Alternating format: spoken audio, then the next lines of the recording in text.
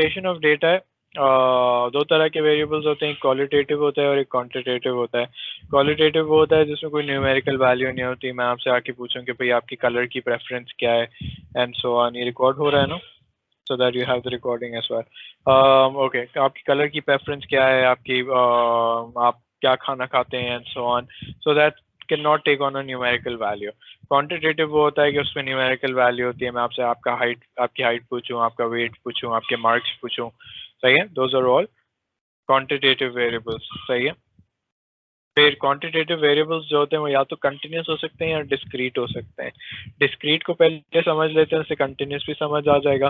Discrete का मतलब क्या होता है कि it can only take on specific values within a given interval. इसका मतलब ये है कि भाई होल नंबर्स में जनरली होता है, डेसिमल भी हो सकता है लेकिन होल नंबर्स में होता है।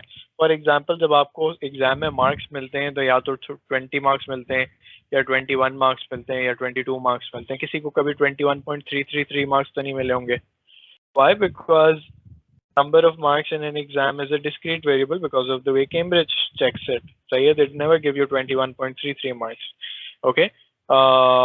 So discrete क्या होते हैं जिसमें whole numbers आ सके। मैं आपसे कहूँ कि भाई आपके रूम में chairs कितनी हैं, तो आप कहेंगे या तो 1 chair है या 2 chair है या 3 chair है, आप ये तो नहीं कहेंगे 2.75 chairs पड़ी हैं, सही है।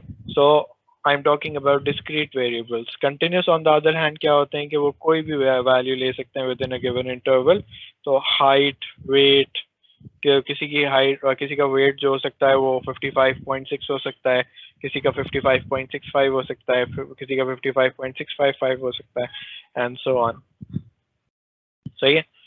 अच्छा, फिर ये कहता है डिस्क्रीट डेटा। अगर आपके पास डिस्क्रीट डेटा आया है तो उसको रिप्रेजेंट कैसे करते हैं। वो कहते हैं in a survey of 1 square meter of 1 square meter pieces of land in a field, the number of snails in each of 30 pieces was recorded।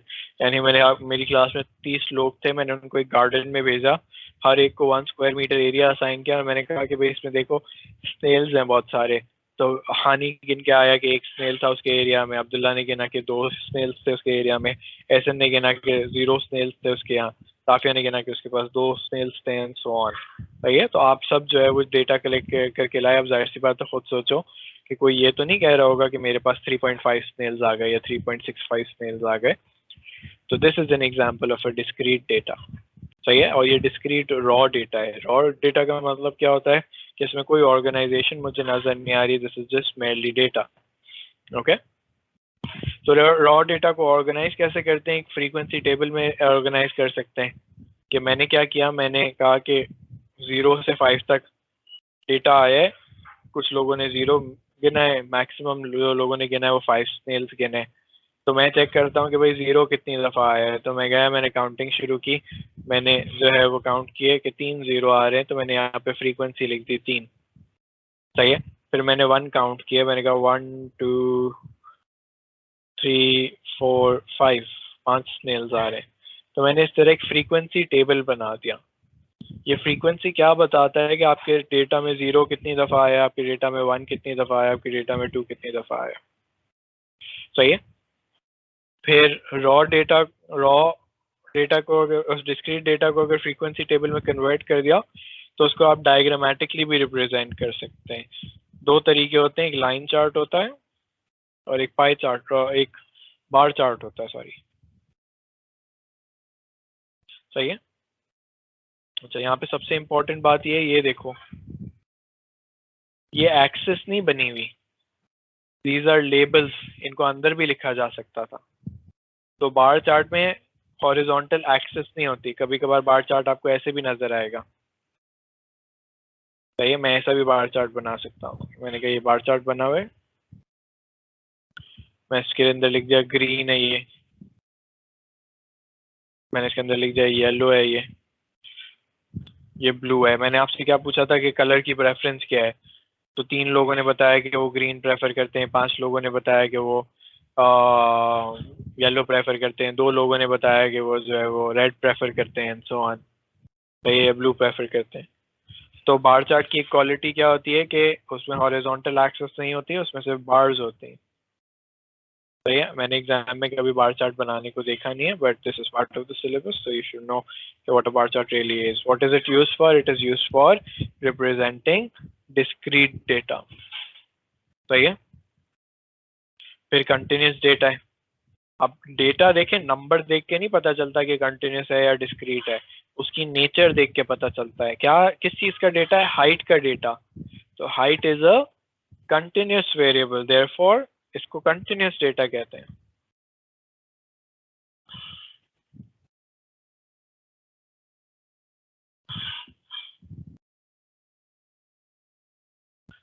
सही है, height is a continuous variable. सही। जब इसको फ्रीक्वेंसी टेबल में compile किया जाता है तो वी कंस्ट्रक्ट समथिंग कॉल्ड, ये सारी जो लिखी हुई है ये क्लासेस लिखी हुई हैं, these are all classes.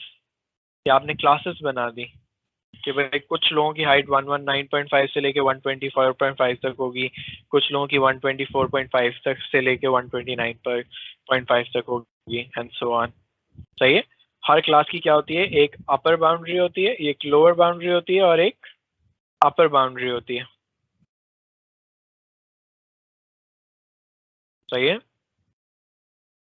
For all questions on the exam, your upper boundary of the previous class must match the lower boundary of the next class. अगर ये मैच करते हैं तो आप आगे का सवाल को कर सकते हैं, अगर नहीं करते तो पहले आप इनको मैच करें। सही है। मैच कैसे करेंगे? अब आप कहेंगे कि 124 और 125 मैच नहीं कर रहे, गैप आ जाएगा। अगर मैं ड्रॉ करने जाऊं तो एक बार जो होगी वो 120 से 124, और जब कंटिन्यूस डेटा का डायग्राम बनाया जाता है तो उसमें कोई स्पेस नहीं होती। मुझे बताओ इसको कंटिन्यूस कैसे बनाते हैं? What number will make it continuous?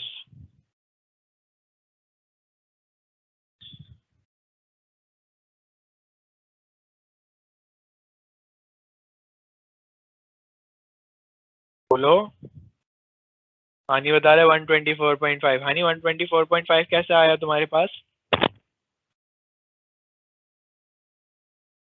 Average निकाली है तुमने। सही है। इसी तरह अगर तुम मुझे बताओ अगर यहाँ पे 127 होता तो तुम क्या करते? तुम कहते 124 प्लस 127 डिवाइड बाई 2, कभी 127 भी हो सकता है।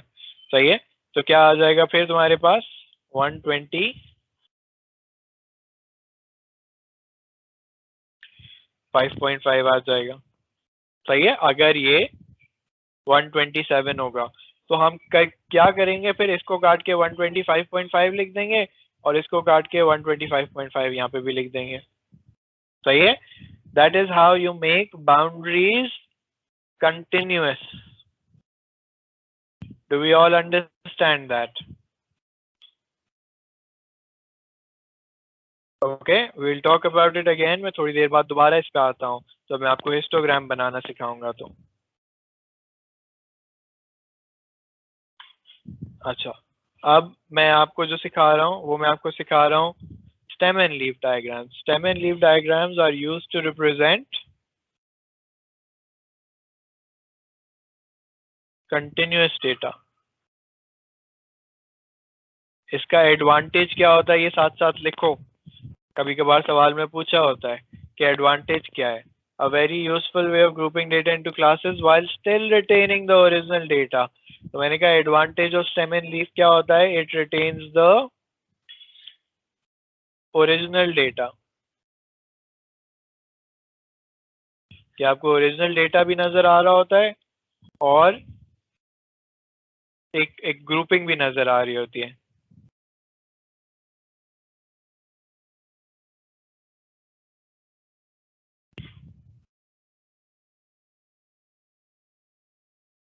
Okay, these are the marks for 20 students in an assignment. सही है। अब इनको मुझे स्टेम एंड लीफ में कन्वर्ट करना है।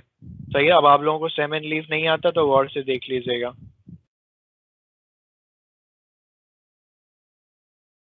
यहाँ पे बनते हैं स्टेम और लीफ। सही है। क्या क्या चीजें नोट करने की होती हैं ये हम देख लेते हैं। तो नीचे ले आता हूँ। अच्छा, जब अब अगर 2 डिजिट नंबर है तो आखिरी वाला डिजिट जो होगा वो लीफ बन जाएगा और पहला वाला डिजिट जो होगा वो स्टेम बन जाएगा। सही है। कभी कभार ये 2 डिजिट नंबर भी होता है, 3 डिजिट नंबर भी होता है। तो क्या होगा कि स्टेम में 2 डिजिट आ जाएंगे और लीफ में 1 डिजिट आ जाएगा। सही है। याद रखना है कि leaf is always 1 digit, stem के ज्यादा हो सकते हैं। सही है। अब स्टेम में क्या क्या नजर आ रहे हैं, 1 से शुरू हो रहे हैं और कहां तक जा रहे हैं, 8 तक जा रहे हैं। तो मैंने कहा मैं लिखता हूं, सारे स्टेम लिख दिया मैंने। सही है। अब मुझे अपना डेटा जो है वो गैदर करना है, ऑर्गेनाइज करना है। तो मैंने कहा कि मेरा पहला नंबर जो है वो 84 है, तो मैं 8 के आगे गया और मैंने 4 लिख दिया। फिर मेरा जो है वो अगला नंबर 17 है, तो मैंने यहाँ पे 7 लिख दिया। 38 है तो यहाँ पे 8 लिख दिया।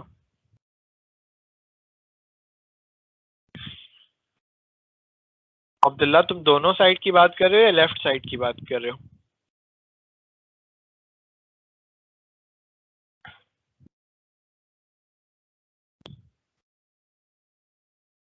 हाँ, उसको कहते हैं Abdullah back to back. Back to back अभी आऊंगा मैं, back to back. Okay, we'll talk about back to backs in a bit. 45, 47। अच्छा, अब एग्जाम में क्या होता है, कभी कभार इसी तरह डेटा दिया होगा, वो कहेगा आप ऑर्गेनाइज करें। हाँ हाँ, नहीं, that's what you do.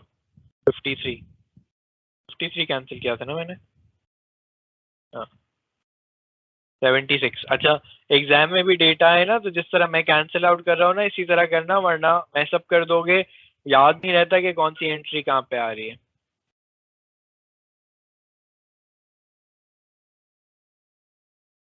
Exam में वो कभी कभार कह सकता है, ज्यादातर सवालों में बना हुआ होता है, लेकिन कभी कभार वो कह सकता है। यहाँ पे एक बात किसी ने नोटिस की है, जो मैंने सेकंड कॉलम बनाए, मैं क्या इसमें कर रहा हूँ?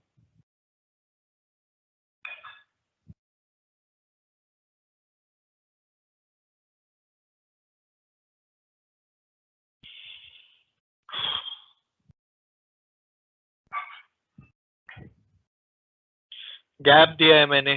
सही है, बिल्कुल अब्दुल्ला, मैंने गैप दिया है, लेकिन मैंने कॉमा नहीं लगाया। स्टेम एंड लीफ डायग्राम में कॉमा नहीं लगाते। सही है, स्टेम एंड लीफ डायग्राम में कॉमा नहीं लगाते। अच्छा, अभी मुझे बताओ कि इसमें मैंने एक काम क्या गलत किया है।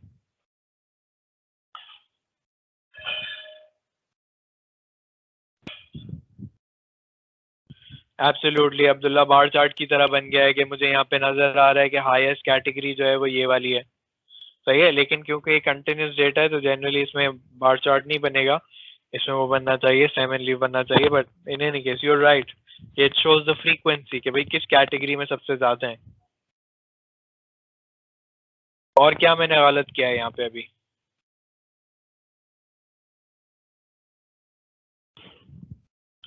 Leaves have to be in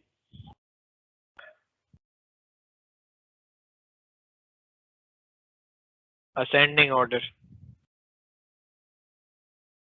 okay, leaves have to be in ascending order. तो आप एग्जाम में भी यही करेंगे, आप 2 दफा बनाएंगे। एक दफा चाहें तो पेंसिल से बना ले, लेकिन ओवर राइटिंग नहीं कीजिएगा। ओवर राइटिंग करेंगे तो वो स्मज हो जाएगा सब कुछ स्कैन होते हुए और कुछ भी नजर नहीं आएगा।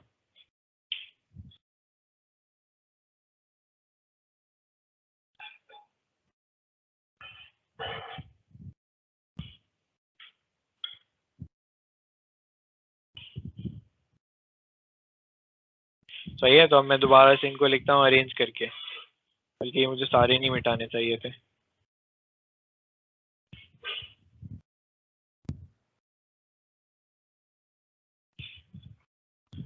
जो ऑर्गेनाइज नहीं है मैं उनको ऑर्गेनाइज कर रहा हूँ sir.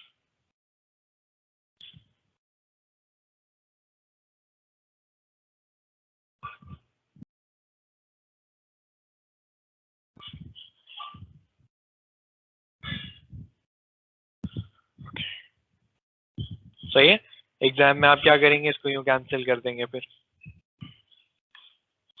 What else is this missing?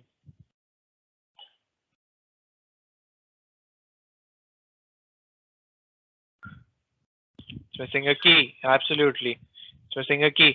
अब की किसी भी नंबर को उठा के बना सकते हैं। मैंने कहा मैं ये बना देता हूँ, मैं लिखूंगा 5/3 मीन्स 53 मार्क्स।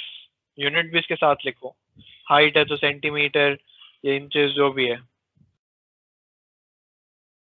ओके, फिर ये मैं जनरली क्लास में कराता हूँ। अब ये देखो,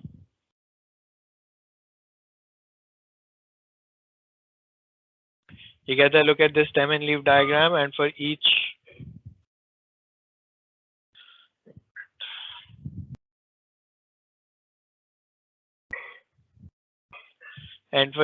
of these three keys provided give the value ringed। सही है, ये वाली वैल्यू रिंग हुई भी है। अब उसने कहा 3 अलग अलग कीज के हिसाब ने आपने रीड करना है। कोई पहले ये नोटिस करे, किसी ने ये नोटिस किया ये क्या हुआ है?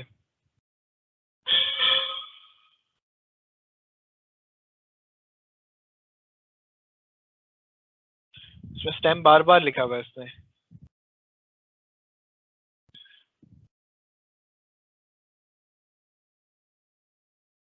हाँ सही है, अगर वो एक स्टेम 1 लिखता तो सोचो कितना सारा डेटा उसको एक साथ लंबे लाइन में लिखना पड़ता। तो उसने क्या किया कि 1 के स्टेम को ब्रेक कर दिया है। ये वाली जो कैटेगरी है 10 और 11 को कर रही है, ये 12 और 13 को। यहाँ पे देखो 14 15 16 17, इस तरह उसने जो है वो अपने डेटा को ऑर्गेनाइज कर लिया कि एक ही स्टेम को उसने कैटेगरीज में और ब्रेक कर दिया ताकि उसका डेटा और ज्यादा बेहतर ऑर्गेनाइज हो जाए। तो ये वाला जो सवाल था जिसको मैंने स्किप कर दिया, इसमें भी यही करना था। कभी कभार आपके एग्जाम में भी यही हुआ होगा, तो खुद सोचना कि अगर मेरा एक ही लाइन में बहुत सारा डेटा आ जाए तो मुझे उसको तोड़ के लिखना चाहिए, मुझे उसको डायरेक्टली नहीं लिखना चाहिए। सही है, ओके। फिर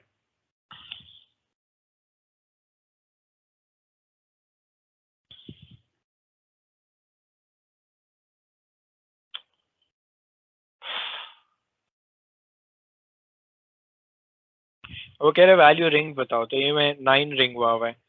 अब इस की के हिसाब से इसको कैसे रीड करूंगा? उसने कहा 1/2 मीन्स 1.2, तो मैंने कहा इसका मतलब हो जाएगा 1.9। 19 नहीं, 1.9। Okay, the reaction times of 30 volunteers.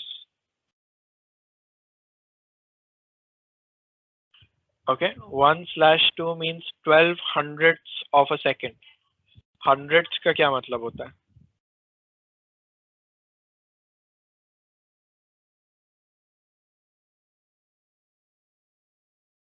hundredth का मतलब होता है 1/100, तो ये हो जाएगा 0.12। Okay, in this case 0.19। 1/2 means 1200 people, तो हम क्या कहेंगे 1900 people।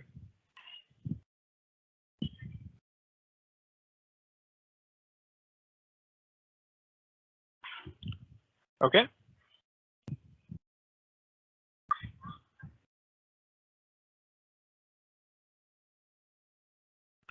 अच्छा बैक टू बैक पे आ जाते हैं। क्वेश्चन क्या? क्वेश्चन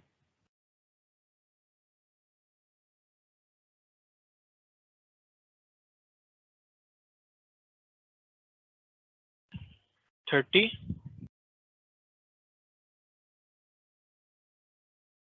ये 30।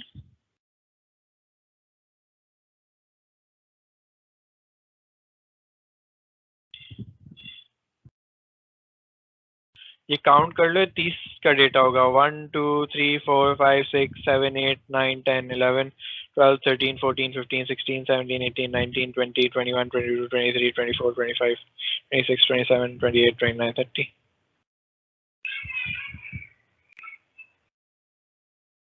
डेटा पॉइंट्स 30 है ना?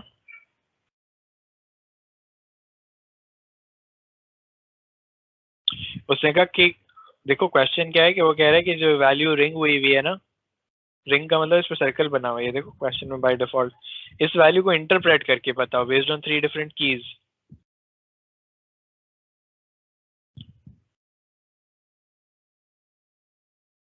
एंड लेम।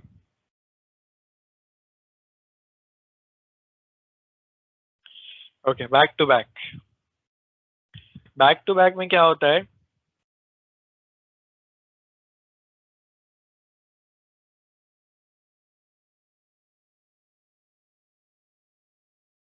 तो ये बैक टू बैक में दोनों साइड पे, अब मुझे पहले लेबल करना चाहिए कि मैं किस साइड पे फ्रेंच ड्रॉ करूंगा और किस साइड पे इंग्लिश ड्रॉ करूंगा। सही है। मेरे स्टेम्स क्या होंगे, कहाँ से स्टार्ट होंगे, लोएस्ट मार्क्स कितने नजर आ रहे हैं, 3।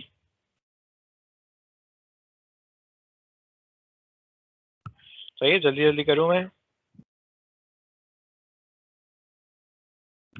ब्लू से कर लेता हूँ मैं।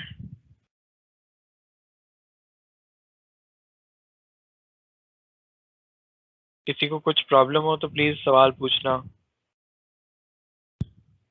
ये मैं अभी से आपको बता रहा हूँ कि I will be going very fast if you want me to do the entire S1 with you, okay. लेकिन I am pretty sure I'll be able to manage doing all of it with you if you guys are attentive and if you guys practice. ये तुम लोग अगर सिर्फ screen पे देख के भूल जाओगे तो कोई फायदा नहीं होगा। 61 तो सॉरी।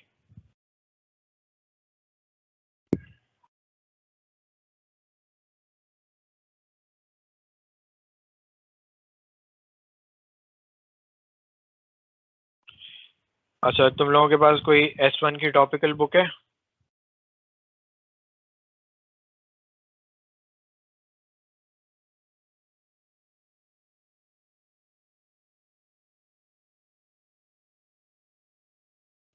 टॉपिकल पास्ट प्रेजेंस में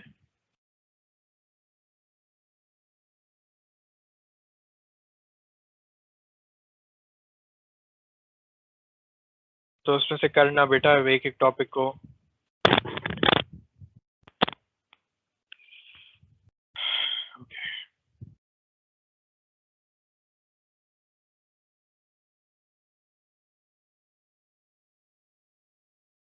यहाँ पे मुझे एक चीज दिखानी है इसलिए मैं करके दिखा रहा हूँ, ओके।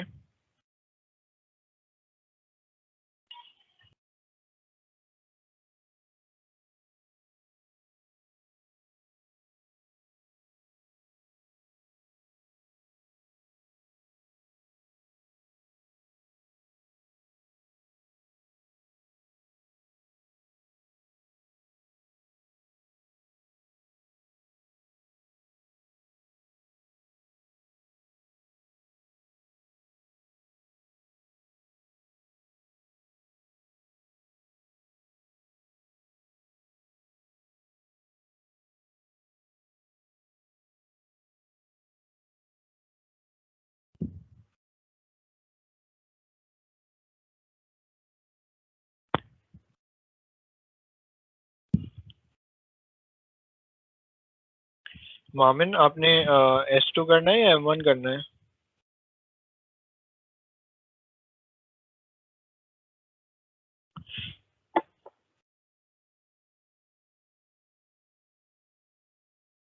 M1 करना है, ओके। अच्छा, तो थोड़ी क्लासेस जो है ना वो आपको अच्छा, what will are you back in Pakistan?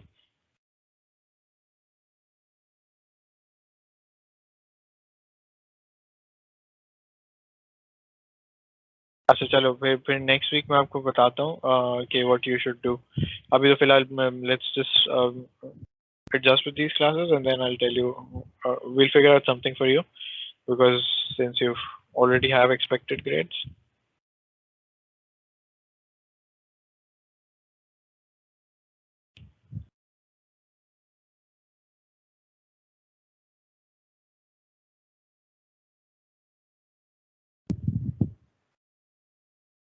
ये अब्दुल्ला को पता नहीं घर बैठने का क्या शौक है।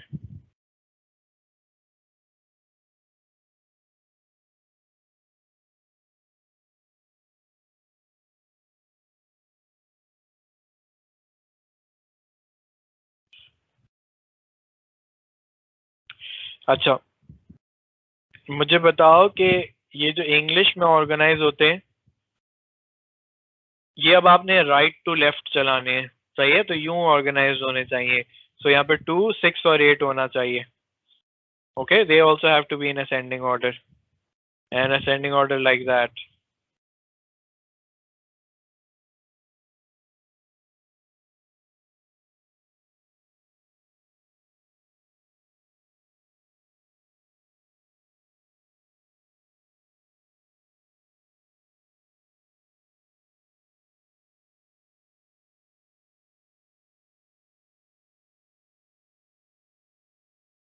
Then stop jinxing the वो.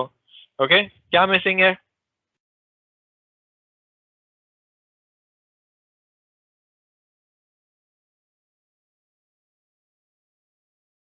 क्या मिसिंग है?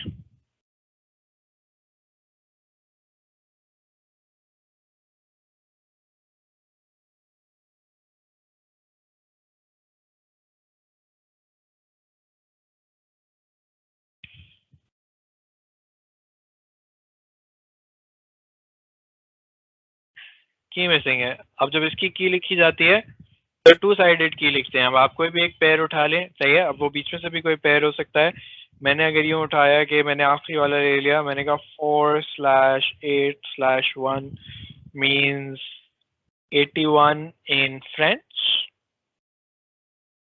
and 84 in English. Marks.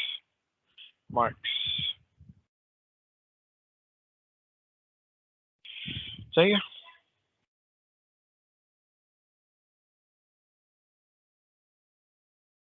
Modulus लगता है.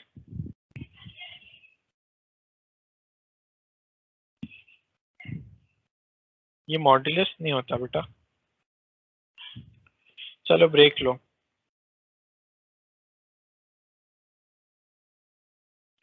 ओके.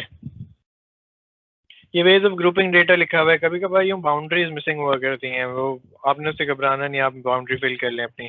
सही है. हमारा काम क्या होना चाहिए, बस ये देखना है कि भाई ये कंटिन्यूस है या नहीं है. नहीं है तो पहले इसको बनाओ, वरना ये गड़बड़ होगी. सही है. अच्छा जी. अब how do you represent continuous data? One of the ways of representing continuous data is with histograms. सही है. histogram आपको पेपर में बनाने को भी आएगा.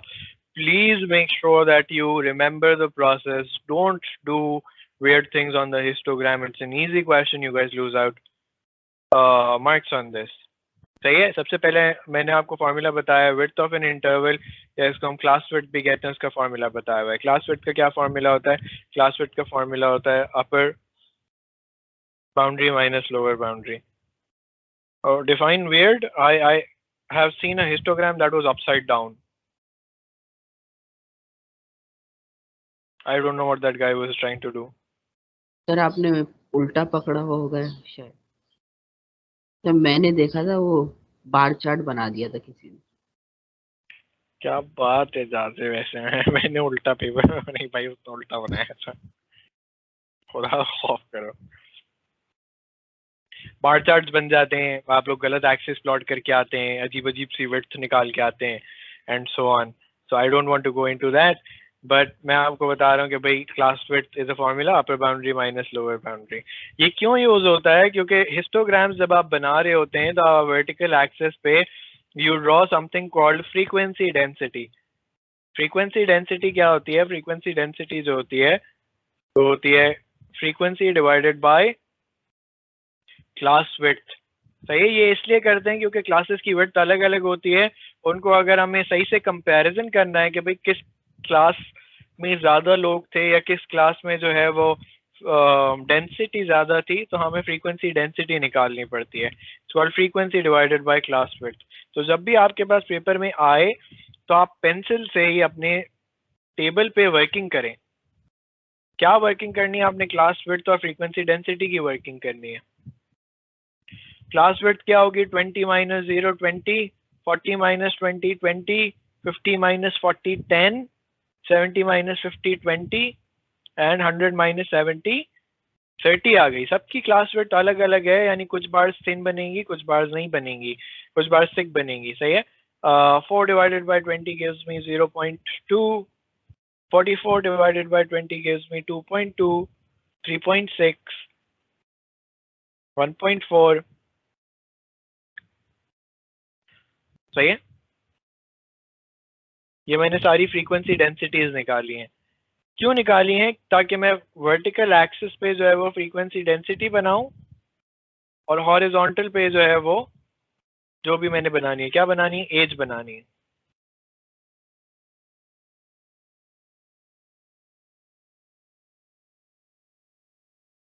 अच्छा, यहाँ पे कुछ लोगों की आदत होती है वो यहाँ पे बनाते हैं यूं.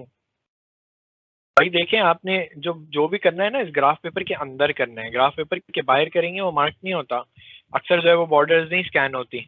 तो आप अपने ग्राफ पेपर के अंदर लिखें जो आपने आपने लिखना है, सही है। अब 100 तक जाना है, I don't think I have enough space for all of it, तो मैं लेबल करना शुरू करता हूँ। ये 10, 20, 30, 40, 50, 60, 70। कंजूसी से जगह नहीं देते, जितना जरूरी होता है उतनी जगह देते हैं। अब फ्रीक्वेंसी डेंसिटी कहाँ तक जानी है? 3.6 तक हाईएस्ट जानी है। तो मैंने कहा चलो ये मैं 1, 2, 3, 4, सही है, ये मैंने बना लिया। एक्सेस लेबल होनी चाहिए एच। अच्छा, यहाँ पे मैं पहले पॉइंट आउट करना भूल गया, but what I saw first was that are these continuous? Yes they are continuous, so I don't need to meddle into the numbers, सही है, I can just directly draw them. पहली बार है 0 से 20 तक और 0.2 की बार है, तो मैंने 0.2 पे एक हॉरिजॉन्टल लाइन बनाई, मैंने एक बार बना दी, सही है। अच्छा, बार जब आप बना रहे हैं ना तो उसके ऊपर लिख दिया करें कि आपने क्या प्लॉट किया है। 0.2 प्लॉट किया है, 2.2 तक जानी है अगली वाली।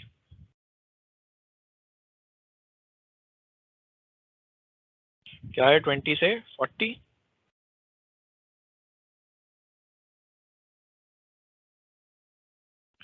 ओके, 40 से 50 कहाँ तक? 3.6 तक।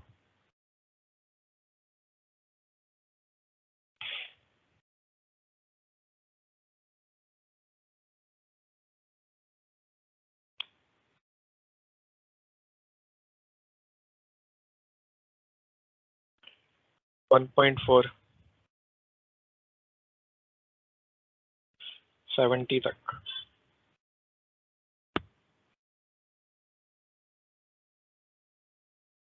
और 0.2, सही है। सब पे मैं हॉरिजॉन्टल बना देता हूँ।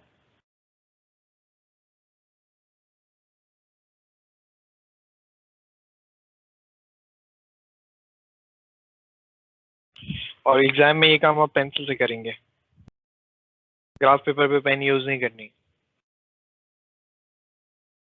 मैं लिख देता हूँ ऊपर क्या क्या प्लॉट किया है, ताकि कोई गड़बड़ भी हो तो एग्जामिनर मुझे बेनिफिट ऑफ डाउट दे दे कि जी मैंने सही प्लॉट किया है, सही है। Shading is your personal choice. Visibility के लिए हम करते हैं कि विजिबल आपकी ये नज़र नहीं आ रही बार्स, क्योंकि पेंसिल पे ग्राफ पेपर पे जो है वो थोड़ी लाइट नज़र आ रही होती है, सही है। यहाँ पे मुझे बताओ पहला काम क्या करोगे?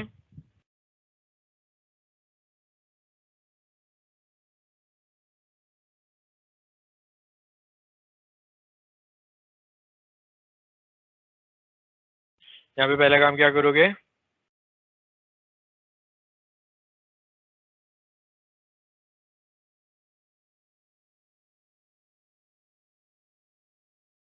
कंटिन्यूस बनाएंगे बाउंड्रीज को। हानि मुझे बता रहा है कंटिन्यूस बनाएंगे बाउंड्रीज को। हानि कंटिन्यूस कैसे बनाऊं? ये 20 और 21 है, तो मैं बीच में लिख देता हूँ 20.5 आ गया यहाँ पे 40.5 आ गया है, यहाँ पे 60.5 आ गया है, यहाँ पे 80.5 आ गया है, सही है। अगर ये वाली 80.5 पे एडजस्ट हुई है तो ये आगे 100.5 बन जाना चाहिए, और ये लोअर वाली जो है वो 1 थी, तो इसकी जगह क्या आ जाना चाहिए? 0.5 आ जाना चाहिए, सही है। ये मुझे वैसे रेड से लिखनी चाहिए थी ताकि विजिबल होती, but that is what will happen. This is your first class, then this is your second class, this is your third class, this is your fourth class, this is your fifth class.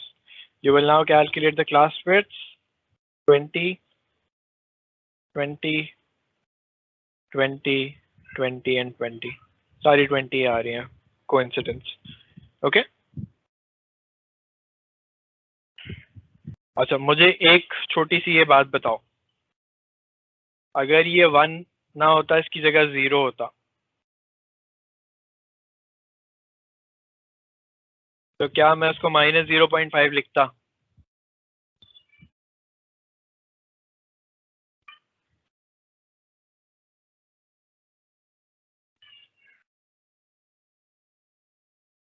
अगर ये 0 होता तो क्या मैं उसको -0.5 लिखता? नहीं, हाँ नहीं फर्क पड़ता, उसको 0 ही रहने देते। क्यों? क्योंकि मास जो है वो नेगेटिव तो नहीं हो सकता, मैं नेगेटिव से बार तो नहीं स्टार्ट कर सकता। I can not start a bar from the negative side, right? So I would have drawn it positive only. Okay, so your class width for the first class then would have been different. वो 19 होती या कुछ और होती, जैसे ये अगले सवाल में होगी। अब मैं किसी को ये तो नहीं कर सकता कि किसी को मैंने नेगेटिव मार्क्स दिए, तो यानी इसकी पहली जो क्लास विड्थ होगी वो डिफरेंट होगी और बाकी सारी जो होंगी वो स्टेबल आ रही होंगी। सही है, ये वाला क्वेश्चन मैं आपको करके दिखा देता हूँ। सही, मैंने ये कहा कि भाई मैंने पहले तो क्लास विड्थ वो क्लासेस एडजस्ट की 9.5, 19.5, 29.5, 49.5 एंड 79.5।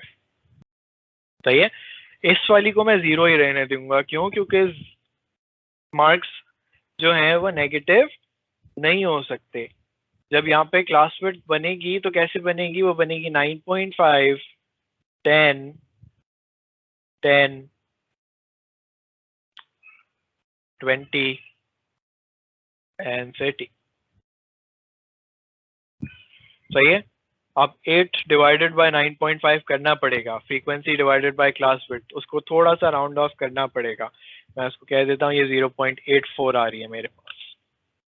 तो ये 2.1 आ रही है, ये 5.3 आ रही है, ये 1.4 आ रही है और ये 0.33 आ रही है मेरे पास। सही है, ये ऐसा मैंने क्यों किया? क्योंकि नोटिस करो कि जब मुझे बार स्टार्ट करनी होगी तो मुझे 0 से ही स्टार्ट करनी होगी ना। मैं ये तो नहीं कह सकता किसी के नेगेटिव मार्क्स आ रहे हैं तो नेगेटिव से बार स्टार्ट करो। सही है, डज दैट मेक सेंस?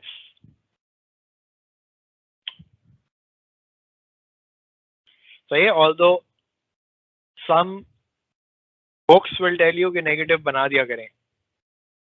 सही है, वो नेगेटिव से स्टार्ट नहीं करते या फिर वो क्लास वर्ड्स को 10 ही कंसिडर कर लेते हैं। There are various ways of dealing with it. I am telling you this because I have seen this on a past paper. सही है, तो ये पास्ट पेपर में याद रखिएगा। ओके, कभी कभार हिस्टोग्राम बने हुए होते हैं, आपने रिवर्स में काम करना होता है। अब मुझे बताओ रिवर्स में काम कैसे करेंगे? उसने कहा कंस्ट्रक्ट द फ्रीक्वेंसी डिस्ट्रीब्यूशन।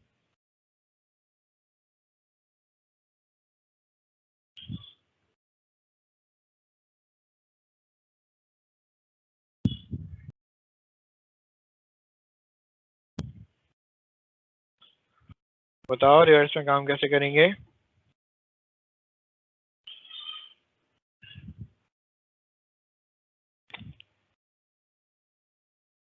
तो ये class with into FD, but पहले मुझे जाजिब सारी क्लासेस लिख लेनी चाहिए ना।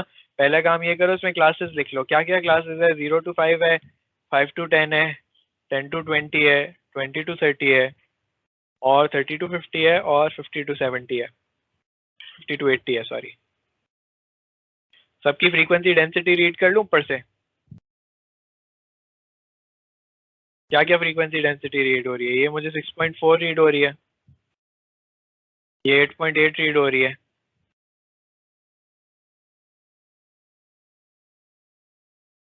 ये 2.8 रीड हो रही है,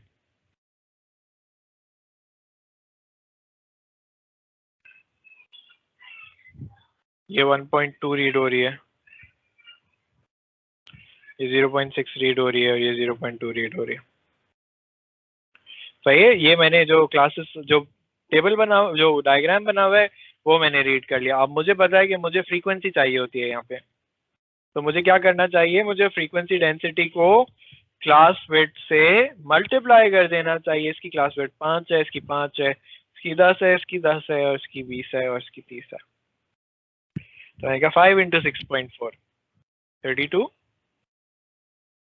5 into 8.8 44, 10 into 2.8 28, 12, 12, 6।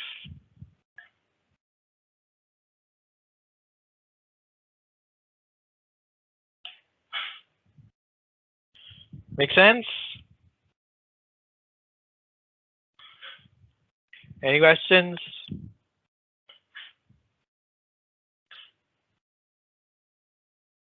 How many trains were part of the survey? सबको ऐड कर लो, पता चल जाएगा। सही है, मैं भी इतना डिटेल में नहीं जा रहा। फ्रीक्वेंसी पॉलीगॉन आज तक मैंने पेपर में नहीं देखा, लेकिन बनाना आना चाहिए। सही है, कैसे बनाते हैं फ्रीक्वेंसी पॉलीगॉन? यहाँ पे अगर फ्रीक्वेंसी पॉलीगॉन बनाना हो तो फिर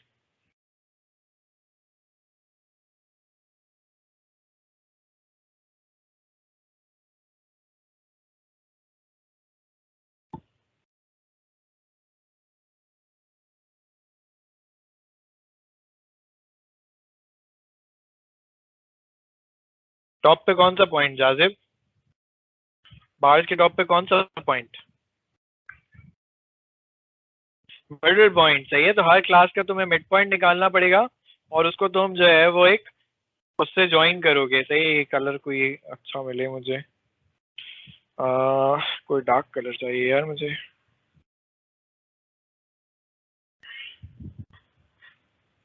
सही है, तो ये मैं बार्स के टॉप्स पे जो है वो पॉइंट्स मार्क कर रहा हूँ।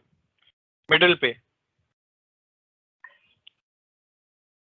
70 और 100 का मिडिल क्या होता है? सही है, फिर सबको जो है वो स्ट्रेट लाइन से ज्वाइन करूंगा।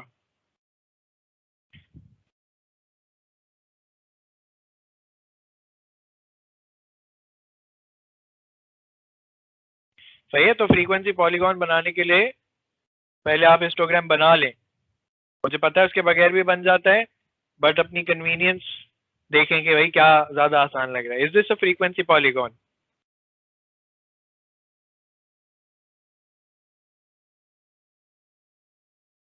Is this complete?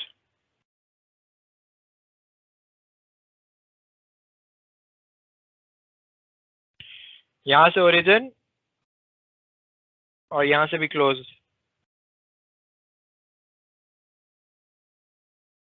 सही है, अब ये फ्रीक्वेंसी पॉलीगॉन है, इसको बंद करना पड़ता है।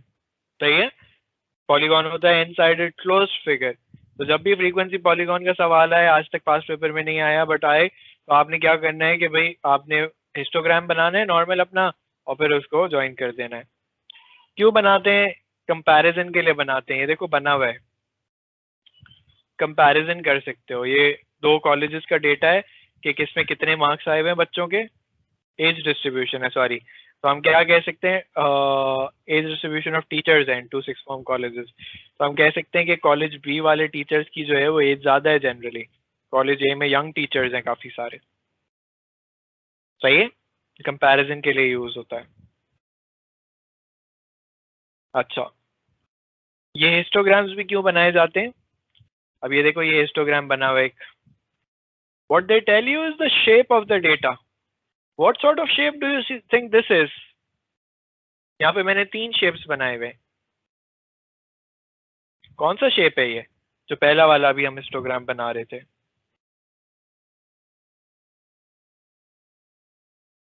कहना है सही, सिमेट्रिकल था। तो ये बैलेंस था दोनों साइड पे। अगर हिस्टोग्राम का शेप आपको वन साइडेड नजर आ रहा हो, जिस तरह यहाँ पे नजर आ रहा है, यहाँ पे नजर आ रहा है ना, it's one sided, it has a tail, this is called the tail. सही है, तो जब टेल राइट हैंड साइड पे होती है तो हम कहते हैं it's a positively skewed data. किस चीज का पॉजिटिव स्क्यूड होता है? The number of children in a family, the age at which women marry, the distribution of ages in a firm. सही है, कि लोगों के मेजॉरिटी लोगों के चिल्ड्रन जो होते हैं वो 1 to 4 के बीच में होते हैं। बहुत कम लोग होते हैं जिनके 7, 8, 9, 10 इस तरह बच्चे होते हैं। The age at which women marry, most women marry between the ages of 20 and 30. Very few women get married at 40, 45, 50 and so on. The distribution of wages in a firm, कि कुछ लोग होते हैं जो ज़्यादा कमा रहे होते हैं। मेजॉरिटी लोग जो होते हैं वो कुछ लोग होते हैं जो ज़्यादा कमा रहे होते हैं। मेजॉरिटी लोग जो होते हैं पाकिस्तान में, उनकी तनख्वाहें जो होती हैं वो 20 से 50 हज़ार के बीच में होती हैं। सही है, similarly you could have a negative skew. The reaction times for an experiment, कि मोस्ट टाइम्स कि अगर मैं जो है वो आपको कोई क्वेश्चन सामने लेता हूँ तो बहुत कम लोग होते हैं जो फौरन से आंसर कर देते हैं। मेजोरिटी जो होते हैं उसको 2 मिनट लगते हैं क्वेश्चन को समझने में, फिर सबको क्लिक करता है। सही है। डेली मैक्सिमम टेम्परेचर्स के, कराची का जो टेम्परेचर है वो यूजुअली बिटवीन 30 एंड 40 रहता है। बहुत कम ऐसे दिन होते हैं, जैसे अभी बीच में एक बहुत विंडी डे था तो उस दिन टेम्परेचर बहुत कम हो गया था, या तूफान आ जाए तो बहुत कम हो जाता है या बढ़ जाता है। Okay, so this is positively skewed data.